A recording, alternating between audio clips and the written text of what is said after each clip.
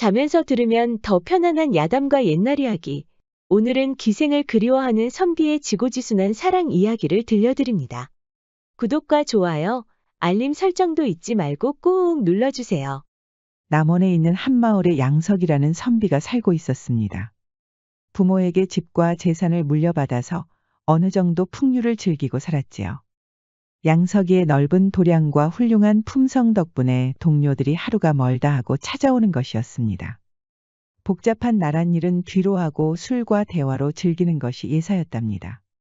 그러던 어느 날 동료들이 양석이가 여자도 없이 혼자서 즐기는 것 같아 걱정을 하는 것이었습니다. 이복의 양석이, 자네도 이제 슬슬 혼처를 찾아봐야 하지 않겠나? 혼처는 무슨? 난 그저 자네들과 함께 술 마시며 얘기하는 것이 가장 행복하다네. 이 사람아, 우리가 언제까지 자네하고 놀아줄 수는 없지 않겠나? 나중에 늙어서 후회하지 말고 얼른 색시를 찾으라 이 말이야. 양석이는 사실 부모님이 일찍 돌아가시면서 혼자가 되었답니다. 여동생이 한 명 있었는데 남자 잘못 만나서 첩살이를 하다가 1년 전에 세상을 떠났지요. 여동생이 그렇게 유명을 달리하면서 여자를 만나는 일에 대해 겁이 나는 것이었습니다. 옳거니, 내가 얼마 전에 한양 근처에서 명기 한 명이 있다는 말을 들었네. 자네 혼처 알아보고 싶지 않거든 그 명기라도 한번 만나보게. 이 사람이 그게 할 말인가?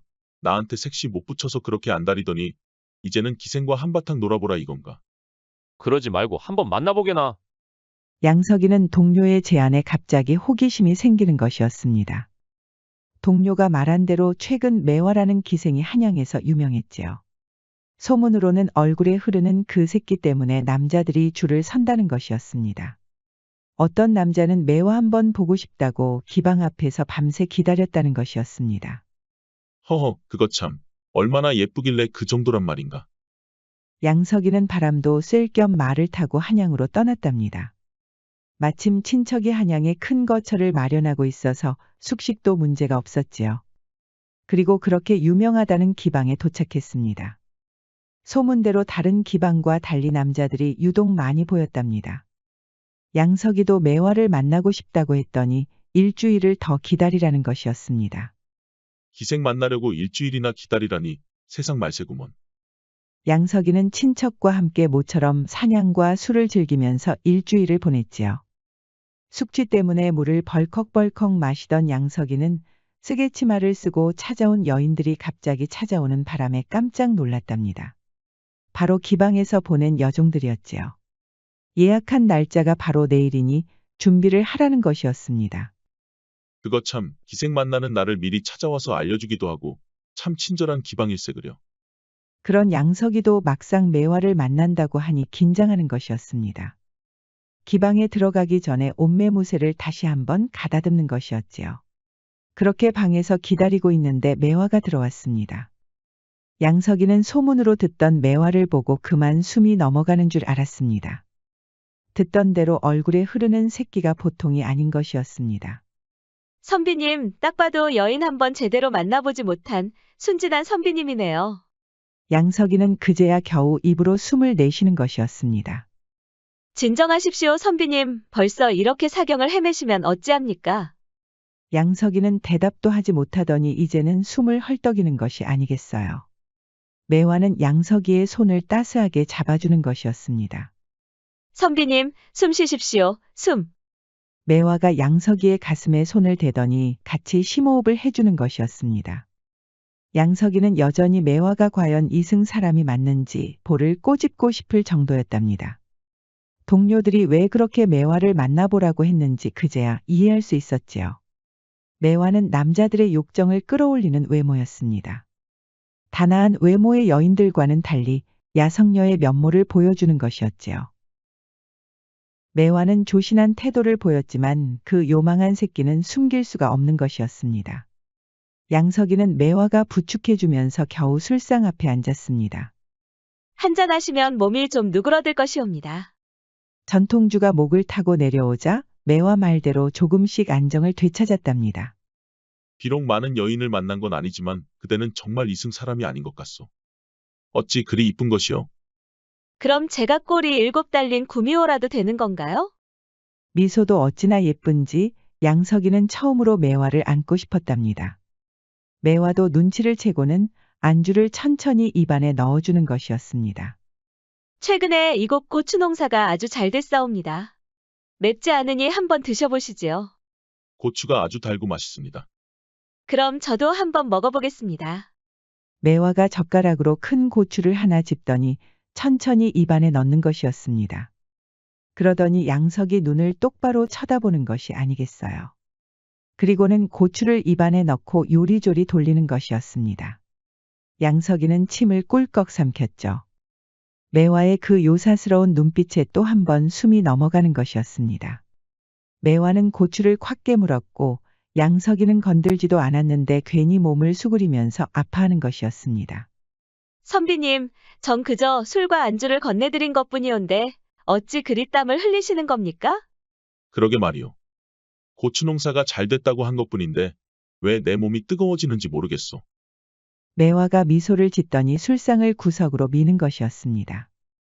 그리고 등불을 후하고 불어서 끄고는 그윽한 눈빛으로 양석이를 바라보는 것이었습니다. 매화가 옆으로 바싹 다가오니 양석이는 숨을 삼키고 말았지요. 선비님, 아직도 그렇게 긴장이 되십니까? 아닙니다. 그저 낭자가 워낙 예뻐서 고개를 돌릴 수가 없습니다. 매화의 손길이 양석의 어깨를 스쳐서 점점 아래로 향하는 것이었습니다. 옆구리 살에 매화의 맨손이 스치자 몸이 움찔거렸지요. 선비님, 이것 좀 보세요. 어쩌다 이렇게 커지셨나요? 부끄럽소이다 낭자. 다 어른으로서 거쳐야 할 일입니다. 부끄러워하지 마십시오. 매화는 그 따스한 손길을 거두고는 양석이의 그것에 주저앉았답니다. 양석이는 매화의 절구질 덕분에 평생 잊지 못할 뜨거운 밤을 보냈지요. 다음 날 아침 양석이는 매화를 끌어안고 놔주지 않았답니다. 낭자, 이렇게 떠나보낼 수 없소. 선비님도 참, 제가 그렇게 보고 싶으시면 다시 오시면 되는 거 아닙니까? 양석이는 그날 이후로 매화 생각만 하는 것이었습니다. 술과 친구만 있으면 평생 행복하게 지낼 수 있다는 믿음이 무색해지는 것이었지요. 그러던 어느 날 주막에서 한잔하고 있는데 험상궂은 사내들이 씩씩거리는 것이었습니다. 자네 충청도 목사 고시라고 하는가? 잘 알다마다 나름 재산이 풍족해서 기생들을 품고 살았다고 하던데. 이 사람아, 그건 옛날 일이고 그곳이라는 남자가 알고 보니 재산을 모두 탕진했다네. 아니, 그게 무슨 말인가? 그 많은 재산을 어디다 탕진했다는 게야? 설마 노름이라도 했단 말인가? 노름이라면 목사 신분 이용해서 어떻게든 재산을 되찾아올 수도 있겠지. 사실 기생 하나 때문에 그 돈을 다 썼다지 뭔가. 아니, 대체 어떤 기생이길래 그 많은 재산을 다 줬다는 게야? 이름이 매화라고 하네. 최근에 한양에 와서 난리가 났다지 뭔가. 양석이는 매화 얘기가 들려서 귀를 기울였지요. 두 사내 말대로라면 고시뿐만 아니라 상주에 살고 있는 여씨도 매화 때문에 재산을 모두 탕진했다는 것이었습니다. 고씨는 마음가짐이 허랑한 면은 있었지만 부모가 물려받은 재산 덕분에 나름 풍류를 즐기고 살았지요. 매화에게 흠뻑 빠진 이후로 3년 안에 모든 재화를 써버리고 떨어진 옷의 한 필의 나귀로 처량하게 고향으로 돌아갔다는 것이었습니다. 여씨 역시 풍족한 장사치였지만 매화를 만난 이후로 다 떨어지는 옷과 신발 한 켤레뿐이었습니다. 이야기를 모두 들은 양석이는 두 사내를 나무라는 것이었습니다. 이보시오, 당신들은 그럼 두 사내가 재산을 탕진한 것이 매화의 농간 때문이라는 거요? 아니, 당신은 누군데 시비를 거는 거요? 내가 바로 어제 매화를 만나고 왔소. 절대 그런 여인이 아니니 해코지 그만두시오. 양석이는 두 사내의 해명도 듣지 않고 친척의 거처로 돌아갔습니다. 들어와서 생각해봐도 괘씸한 자들이었지요. 아니, 매화를 만나본 적도 없으면서 어찌 저리 모략할 수 있단 말인가. 양석이는 당장이라도 매화를 만나 이 얘기를 해주고 싶었지만 또 예약을 하고 기다려야 했습니다. 어쩔 수 없이 보름을 기다리고 해가 뜨자마자 바로 기방으로 향했습니다. 그런데 그렇게 기다리던 매화가 없다는 것이었습니다. 양석이는 너무 당황스럽고 화가 났지요. 알고 보니 인천에서 대보로 유명한 최영감이 데려갔다는 것이었습니다. 대체 최영감이 누구길래 설마 매화가 돈에 팔려갔다는 건가? 양석이는 매화의 사연을 듣기 위해 기방 안에 죽치고 앉아 있었습니다. 처음에는 아무도 알려주지 않았지만 안타깝게 지켜보던 매화의 동료가 조용히 부르는 것이었습니다. 누군지 모르겠으나 매화는 그만 잊으십시오. 왜 그런 말을 하는 게요? 무슨 기대를 하고 그렇게 죽치고 있는지 모르겠지만 혹여 매화를 사랑한다더니 잊지 못하고 그리워한다더니 그런 것이라면 관두십시오. 그러니까 왜 그런 말을 하냐는 게요. 왜긴 왜요? 돈에 팔려간 거 아니겠소. 평생 호강시켜준다고 하니 이제 기생 노릇할 이유도 없다 이거 아니요? 그런 말 마시오. 매화는 그런 여인이 아니었소. 아니, 도련님은 매화를 얼마나 안다고 그런 말을 하시오. 장사 방해하지 말고 당장 나가시오. 양석은 결국 최대감의 거처를 찾기로 했습니다. 더 이상 기방에 있어봤자 소득은 없는 것 같았지요. 양석은 곧장 친척 집으로 돌아와 최대감을 수소문하기 시작했습니다. 이틀 전에 출발했다고 하니 서두르면 따라잡을 수 있을 것 같았지요. 양석은 친척의 만류에도 간단한 차림을 하고 최대감을 쫓았습니다. 주막에 들렀을 때도 목만 축이고 다시 걸음을 재촉하는 것이었습니다. 그렇게 한참을 가는데 비가 쏟아지는 바람에 노파가 사는 집에 들르게 됐습니다. 노파는 몸을 덮어줄 수건을 내주고 따뜻한 차까지 건네주었지요. 감사합니다, 어르신. 누군지도 모르는 사람한테 이렇게 친절을 베푸시니 뭐라고 감사의 말씀을 드려야 할지 모르겠습니다. 너무 신경 쓰지 말게. 그런데 어디를 그렇게 급히 가시나? 제가 급히 가고 있다는 것을 어찌 아십니까? 보아하니 채비라고 하기에는 엉성하고 지친 기색도 완연해서 그러하오. 눈썰미가 있으시군요. 실은 매화라는 여인을 찾기 위해 이렇게 동분서주하고 있습니다. 방금 누구라고 하였소? 매화라고 하였습니다. 혹시 아는 여인입니까? 그러자 노파의 얼굴이 일순간 굳어지는 것이었습니다. 친절히 웃던 얼굴이 갑자기 사색이 되니 양석도 당황스러웠지요.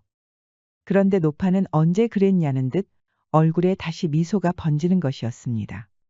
어르신, 괜찮으십니까? 안색이 좋지 않으십니다. 미안하오.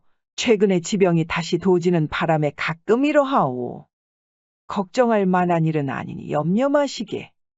그럼 그 매화라는 여인은 어디 있는지 아시오? 정확히는 모르오나 데리고 간 사람의 위치를 알고 있습니다. 노파는 친절하게도 양석의 잠자리까지 마련해 주는 것이었습니다. 수건과 차를 내줄 때만 해도 아주 상냥해 보였는데 지금은 왠지 불편한 느낌이 드는 것이었습니다. 양석은 의아했지만 쉬지 않고 걸어오는 바람에 몹시 지쳐 있었지요. 다음 날 양석은 아침 일찍 일어나 다시 떠날 준비를 하고 있었습니다. 그런데 방문이 열리면서 아주 곱게 차려입은 여인이 들어오는 것이 아니겠어요. 저는 유정이라고 하옵니다. 조모님이 아침 식사를 내오라고 하였습니다. 재워준 것만으로도 감사한데 끼니까지 채워주시는군요. 정말 감사히 먹겠습니다. 유정은 어려 보였지만 그 태도와 말씨가 아주 조숙해 보이는 것이었습니다. 양석이는 매화 생각으로도 정신이 없었지만 몸이 지쳐 있어서 그런지 곱게 차려입은 유정이 아름다워 보였습니다. 도련님, 혹시 괜찮으시다면 함께 가면 안 되겠습니까? 저 역시 도련님처럼 인천으로 갈 일이 있습니다. 저와 말입니까? 양석이는 갑작스러운 제안에 난처했지요. 유정은 아름다웠지만 지금 당장은 매화 만날 일만 생각하고 있었으니까요. 허락하신다면 채비는 저희가 마련하겠습니다. 조부님께서 손녀딸 홀로 떠나는 것이 걱정돼서 그리하는 것이니 이해해 주십시오. 그렇다면 제가 더는 사양할 수가 없겠습니다. 양석이는 어쩔 수 없이 유정과 함께 인천으로 출발했습니다. 하루라도 빨리 매화를 보고 싶은 양석은 유정에게 신경 쓸 여력이 없었답니다. 유정도 그런 양석의 마음을 잘 아는 건지 크게 내색하지 않고 묵묵히 따라오는 것이었습니다. 일주일이 지나자 다시 비가 쏟아졌습니다.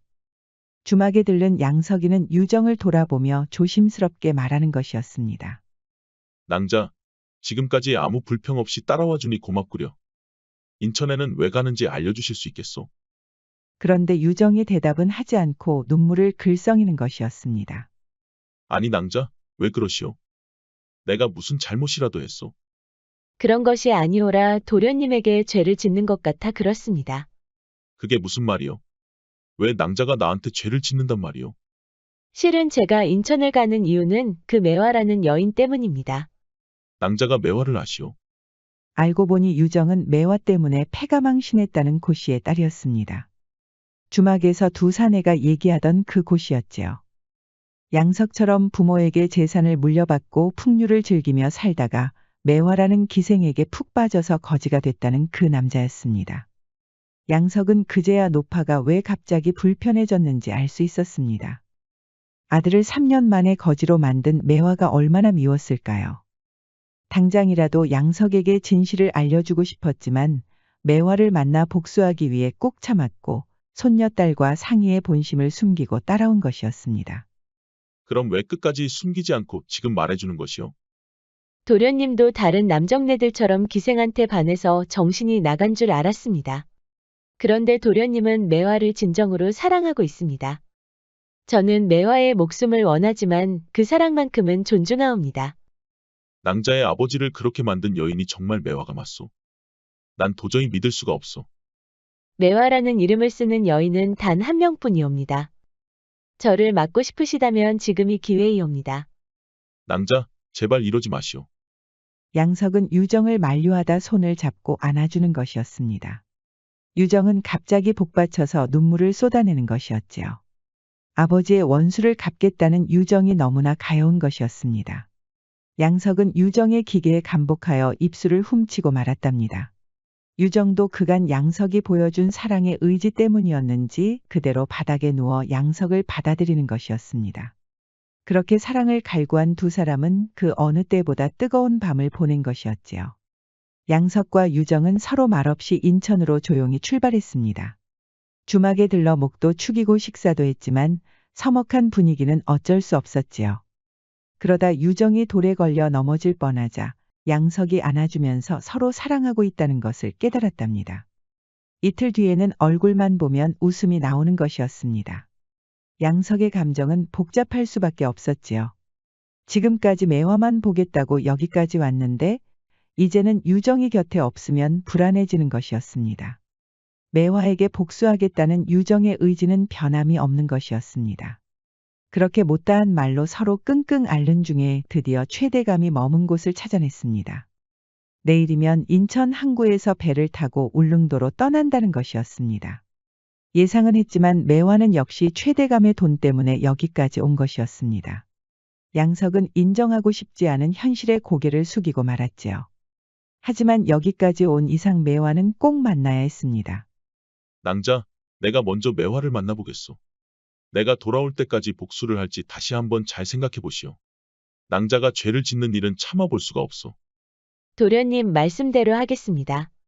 도련님을 만나기 전까지는 제 목숨 따위는 상관이 없었습니다. 제 아버지를 그렇게 만든 원수만 이 세상에서 사라진다면 저는 어떤 죄도 달게 받을 준비가 되었습니다. 조모님을 생각하시오. 낭자가 없으면 조모님은 앞으로 어떻게 살아갈 수 있단 말이오. 유정은 처음으로 자신을 염려해주는 남자의 손을 잡고 다시 한번 눈물을 흘리는 것이었습니다. 매화는 최대감과 함께 시장을 둘러보고 있었지요. 양석은 최대감이 잠시 자리를 비운 사이에 뒤로 몰래 다가가 뒤에서 몰래 만나자고 속삭였습니다. 매화는 놀라면서도 호기심을 보이는 것이었습니다. 아니, 도련님은 여기까지 대체 어떻게 왔습니까? 낭자, 시간이 없으니 딱 한 가지만 묻겠소. 혹시 고시 성을 가진 선비를 기억하시오? 매화는 고개를 가로젓는 것이었습니다. 도련님도 아시다시피 저를 찾으러 오는 난군들이 한두 명입니까? 그렇게 말하면 저는 알 수가 없습니다. 양석은 자초지종을 모두 설명하였습니다. 유정은 걱정된 나머지 말하지 않았고 우연히 만난 노파가 고씨의 어머니였다는 말만 하였지요. 아무리 생각해도 이상합니다. 도련님은 제가 보고 싶은 게 아니라 다른 사람이 걱정돼서 여기까지 온 것 같습니다. 아닙니까? 양석은 뜨끔했지요. 그제야 유정이 상처받지 않기를 바란다는 것을 깨달았답니다. 결국 양석은 매화에게 모두 털어놓는 것이었습니다. 매화는 겁을 내는 것이 아니라 오히려 감복하는 것이었습니다. 그 유정이라는 분의 마음을 완전히 이해할 수는 없으나 도련님을 사랑한다는 것은 알겠습니다. 그리고 저 때문에 패가 망신한 남자들은 제가 알기로는 한 명도 없습니다. 3년 동안 저에게 돈을 쓴 남자도 없었고요. 아마 매화라는 이름이 워낙 유명하니 그 남자를 기만한 기생이 있었던 것 같습니다. 사실 매화에게도 안타까운 사연이 있었습니다. 일찍이 부모를 여의고 할머니 병치레를 하고 있었지요. 돈을 빨리 벌 수 있는 방법은 기방으로 가는 것뿐이었습니다. 도련님, 제 걱정은 하지 마십시오. 유정이라는 분이 온다면 당당히 제 입장을 전하겠습니다. 양석은 불행 중 다행으로 여기고 유정이 있는 거처로 돌아왔습니다. 유정은 처음으로 포근한 미소를 지으며 양석의 품에 안기는 것이었습니다. 지금까지 바짝 긴장하던 양석도 마음이 스르르 녹아 버리는 것이었습니다. 도련님, 아까 매화가 하는 말을 모두 들었습니다. 저에게 늘 다정한 아버지가 그렇게 되셨다고 하니 조부모님과 친척들은 생각하지도 않고 멋대로 굴었습니다. 도련님을 만나지 않았더라면 애꿎은 매화만 해치고 저 또한 벌을 받을 뻔했습니다. 양석과 유정은 손을 잡고 시장으로 나갔습니다. 족쇄에서 해방된 것처럼 기분이 좋았답니다. 날이 저물자 시장에서는 불꽃놀이가 시작됐습니다. 양석과 유정은 불꽃놀이와 마주하며 진한 키스를 나누었답니다. 인연이라는 건 우연히 만들어지는 것일까요? 아니면 필연이 우연을 만드는 것일까요? 양석은 매화라는 기생에게 푹 빠졌지만 우연히 유정이라는 여인을 알게 되면서 진짜 사랑에 눈을 뜬 것이었습니다. 현명한 사람은 옷자락만 스쳐도 인연을 살릴 줄 안다고 했습니다. 야담과 옛날 이야기를 듣고 계신 여러분들도 혹시 우연히 운명으로 받아들여지는 날이 있으셨나요?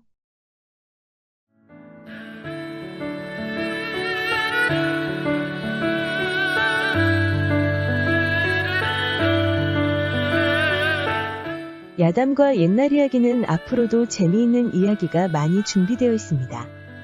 다른 영상도 재미있게 봐주시고 구독과 좋아요, 알림 설정도 잊지 말고 꼭 눌러주세요. 그럼 여러분 모두 오늘도 행복하고 즐거운 시간 보내세요.